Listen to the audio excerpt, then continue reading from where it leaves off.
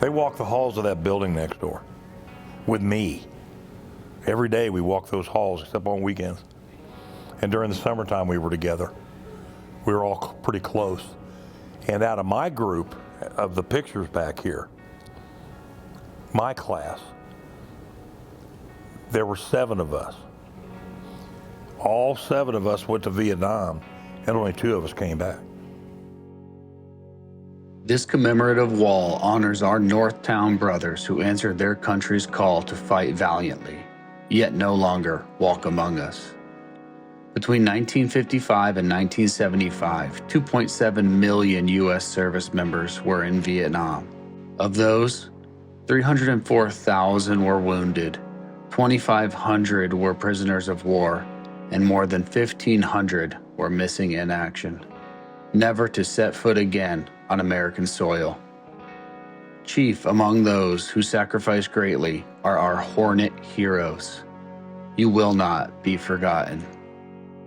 The ones that you see up there, Tommy Lawler at the top, Testorf, Coleman, Terry Allen, Sonny McCullough. All of us went to school together at Eastgate. That's where we met. And we're all friends. I was made aware of an upset patron who said that we had lost a commemorative plaque that honored Vietnam dead, and that was during our significant construction here at North Kansas City High School.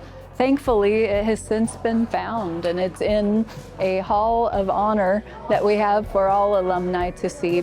And he came to speak to the Board of Education, fully expecting that the board would not want any part of what he had to say. He remembered how he had been treated when he came back from Vietnam and was afraid that that was the same treatment he'd receive from the board. We had a really lovely conversation about all that he had been through. I told him about my father and how he served in Vietnam at the age of 17. And it just opened up a beautiful friendship between Chris and I. It became a labor of love for both of us to produce this wall that could be a learning experience for kids. It could honor the 10 men who had walked these halls at one point, and just be something that reunited people around their service to be proud of it again. I am honored to be a part of this Veterans Memorial Hall. We know we're not forgotten now. Most of the time when we came home, we were spit on or told not to wear our uniforms or something like that, and to come home to this and come to North Kansas City High School and be honored is really, really a special honor for us. This event was important to us because my uncle was killed when I was very young and I didn't get the opportunity to know him. So to have him honored and to remember him in this way was very special for us today. We do really appreciate the effort that went into this to get to hear some of the stories and the opportunity to meet some of the people who my uncle knew over the years and who he grew up with. It's a beautiful wall. They did a really beautiful job of pulling it all together, showing the maps and the flags, and they did a beautiful job of honoring the individual soldiers. This event is important to me because my father was a Vietnam vet. I think that everybody should thank them and welcome them home for what they sacrificed. Weddings, anniversaries, birthdays, and for many others that didn't even come home, like we heard today. They were killed in action, and young children that were born that they will never see. And that is why I feel that it's always important as a veteran that we should honor all of our veterans. In Vietnam is a very sore subject, but we ought to be able to forgive and forget and honor those that have sacrificed to do so. I was here when they put the wall up, and even that evening when Mr. Sager got a sneak peek of it, we had students walking in the hallway, and they all stopped, and they wanted to know more about it.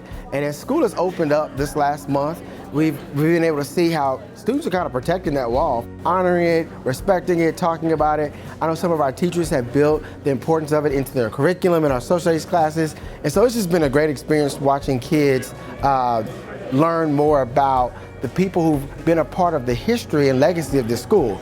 You know, this year we are celebrating 100 years of existence, and it's a big deal, right? And so as we go throughout the year, things like this have had a lasting impression on our young people here at Northtown. And with this, maybe they'll remember. Some of the kids that I've been getting feedback down here really stand here and stare at it. They just, wow. They didn't know. And when they figure out those pictures up there, those people from this high school are never coming home, they start thinking about it. Growing up, my dad would talk every now and then about his experiences in Vietnam, and then when I became a teacher, a social studies teacher, he started to open up and share more, but Mr. Sager opened up a window to a past that had been forgotten. He helped me look up at his military records to honor the service of my dad, my uncles, and people who weren't welcomed home in the way that they should have been. Nothing impresses me or gets me worked up until I met her and the school board. These people impressed the heck out of me. I love it. I think it turned out good. It got a lot of attention. I know some of the family members of these guys on the wall were crying about it. I broke up in there because of Borowski's she didn't know her dad. He got killed, and a month or two later, she was born. You know, it has been so important to so many people. Seeing today's event, it just means the world to so many families and then veterans who served.